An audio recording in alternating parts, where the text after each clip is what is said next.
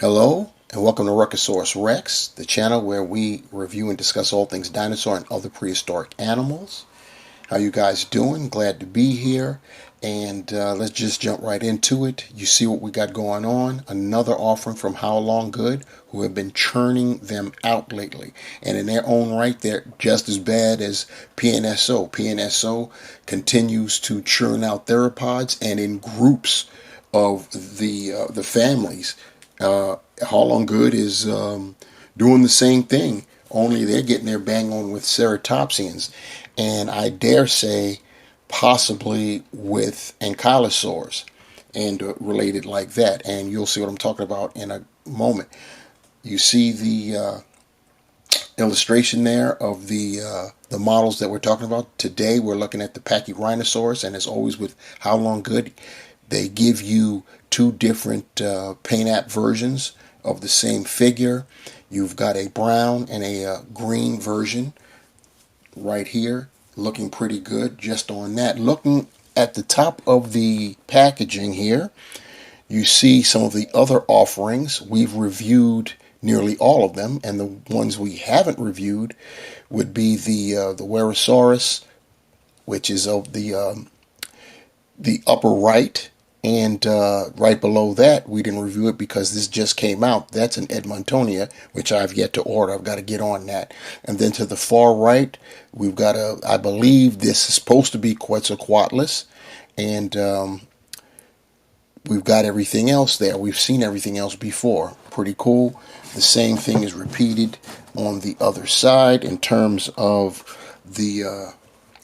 the picture of the model of the two different versions of the Pachyrhinosaurus. The scale is 135, but I must warn you, Haolonggood is usually a bit bigger than the 135th scale, probably somewhere in the neighborhood of 130, 128, something like that.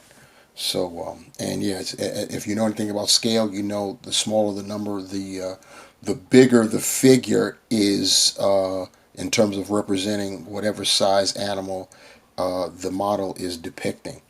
So enough about all that. Let's get into this review. So here we have our Pachyrhinosaurus on our base, and I believe this is the Lacustae species. I'm almost sure that it is. In fact, if I'm not mistaken, most of the time whenever we get a Pachyrhinosaurus figure or model, it's the Lacustae species, and it is one of the two smaller species. The larger species, which is much larger as a matter of fact, is almost never represented, if I'm not mistaken. Anyway, as you can see, I've got the green version. I didn't mention that in my opener because I won't even front.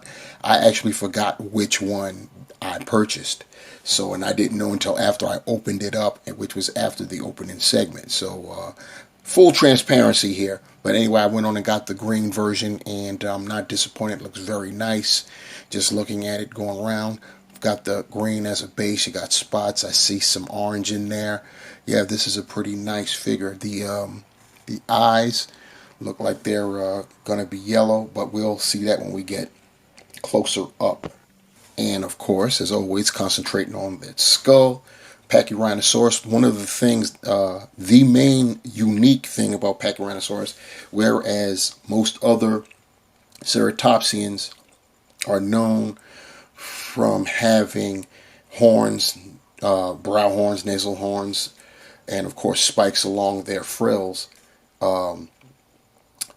Pachyrhinosaurus is unique in that instead of a nasal horn, he has a big clump of bone. I say it has a big clump of bone on the snout slash nasal area called a boss is what they're normally called. So instead of jabbing, they do more bludgeoning with their faces, unlike other ceratopsians. And of course, when it comes to the frill, they still have still still lined with spikes, as you could see right there, that pattern. And this species also has this spike that comes out right dead center, just above and behind the eyes. And that's how you can tell this is Locusti, if I'm not mistaken. I believe I'm not steering you guys wrong. I believe that's what's going on right there. And this is usually the version of Pachyrhinosaurus that gets represented in plastic. And yeah, so it would be nice if we got even, the other species, which I think is called Pretorant, something like that. Anyway, I'm not even going to mess that up. Just know that we never get the largest species of this animal in plastic form. But this is pretty nice. Once again, looking at the skull, you see we've got right there on the frill, we've got like orange and lined with kind of tan, and then you've got the spots in there. That boss is it's like a yellowish color. Also's got some jagged looking lines there. It looks really nice. I love the boss. You see the ridges right there on the beak. Beak is in black. As far as the eyes are concerned, it is I was right. They are yellow and they're pupilless, which is crazy. But I kind of like that. Looking at the other side just to make sure it's not an error on Haolonggood's part, but no, they are pupilless, or if there are pupils there, they're right there at the bottom, almost totally disappearing. But yeah, it's or actually it might be on this side, my right side, I can actually see the pupil, whereas over here, oh no, see, you know what it is? It's you have to turn the head up the way how I have it, and the pupil becomes apparent. But when it's just straight like this, it looks as if it's pupilless, which is crazy. But yeah, we've got the cheek horns going on right there, and the frill is looking real nice. You got the spikes coming out there, very, very nice. Looking at the back, nothing going on behind in the frill back there, but you got nice color starting at the neck, base of the neck, and you've got that green, lime kind of green, and you've got the orange that's right there going down the spine, and of course you've got the speckles on both sides there. Looking at the leg, you got some more of those speckles there at the forelimb, and you go down, it starts to lighten up from that green, and then you see some more coloration there, darker coloration. When you get down there to we'll call it the calves of the feet, they start to turn brown, and then you see the color of the toes, kind of like a greenish color. The toes are painted that way. Hind limbs, same thing, just a little chunkier. When you look at the underbelly, you've got some nice wrinkles there all over. That's pretty nice. Then of course the tail, got the same pattern. The orange is going down the tail. Got the green, and you got the speckles going on. The tip of the tail ends in an orange, so that's pretty cool. Looking at the underbelly real quick, it's you see what we got going on there. Of course, as always, it's lighter colored. It's like a mango color back here, and it starts to turn into a cream style color. As far as a cloaca is concerned, I think, yep, it's kind of back there, right there, where, yeah, there's a cloaca back there. Very hard to discern, but it's back there. Turn it to the other side. We see what we got going on. The tail swoops off into a left type of motion there. That right hind limb, you see it's pushing off, so you've got the wrinkle going there. You've got some nice scalation going on down there. Nice chunky hind legs. You see the wrinkles on the belly, pretty cool. And then that forelimb again, and then we're going to end right there at the skull, and spin them back around, so we're right where we began, kind of, sort of. And moving back some so he's not fading out of focus. Now for measurement. From snout to tail tip, we're talking just a tick over 7 inches. Just a slight tick over 7 inches. And if you do the calculations, that puts this critter at representing a more or less a 20-foot long animal, which is, for this particular species of Pachyrhinosaurus, would be oversized.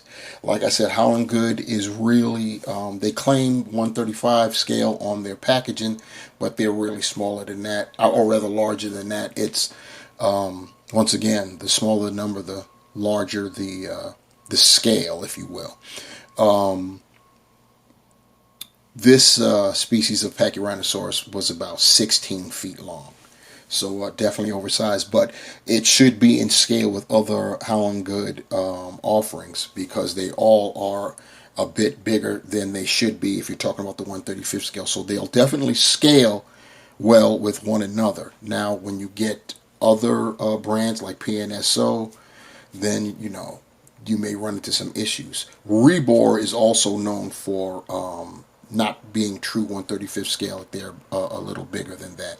So you'll probably be okay scaling with Rebor models as well. Showing our Pachyrhinosaurus with other Haolonggood offerings that we've previously reviewed. Here's the Ouranosaurus. And yeah, they look very, very nice together. I think the Ouranosaurus might be in scale. I don't know. It doesn't really matter at this point. They look good together. That's all that matters. Here we have our Pachyrhinosaurus with a tin Xenosaurus right here. And I really have to get on it and order up my Edmontonia, because I definitely look forward to getting that figure. I'm still on the fence about should I get the Werosaurus or not. And finally, we have the previous two Ceratopsians that Haolonggood has provided us. And like I said, they're churning out the models.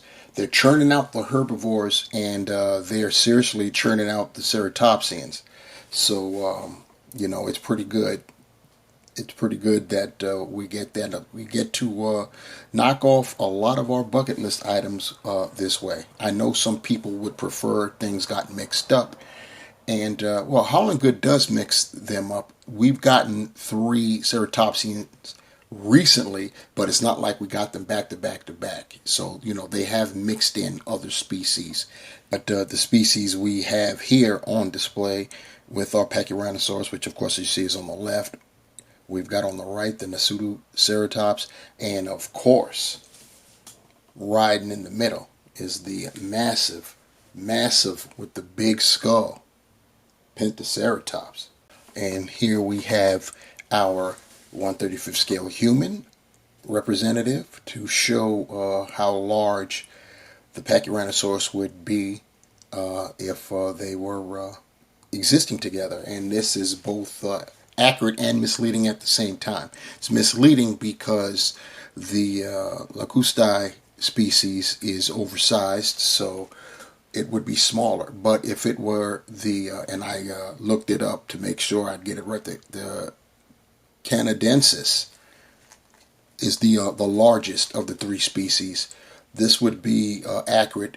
They were estimated to be between, I'll just round it off to 20. It's like just under 20, like 19.8.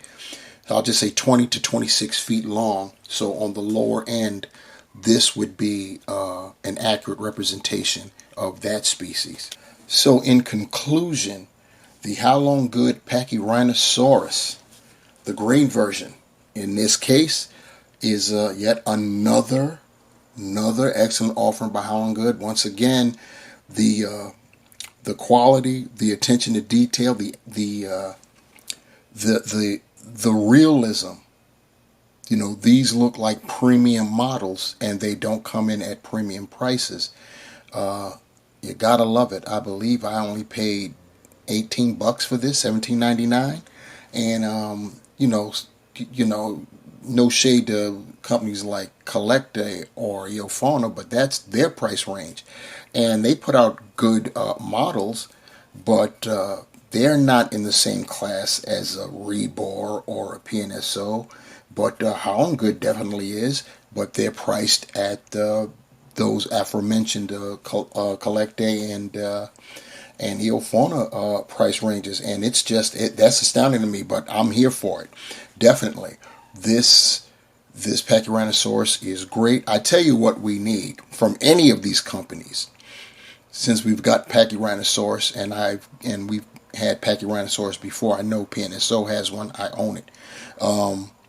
But what I don't own, and I don't think anyone does, is a Nanoxaurus, which is a Tyrannosaur, and they were contemporaries. So it would be great to get one of those. I was tempted to have a comparison with maybe Daspletosaurus, but I chose not to because Daspletosaurus is way larger than Nanoxaurus. So I was like, what's the point? That would be a great model for someone to come up with. And maybe one day we'll get it.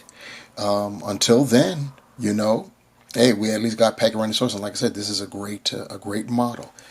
Please like, share, and subscribe to the channel. And thank you guys for hanging with me. And I'm going to get on ordering that Edmontonia. So hopefully that won't take too long to get to me, and then I'll bring it to you. So until that time, and until the next time I upload another review for you guys, thanks again, and take care.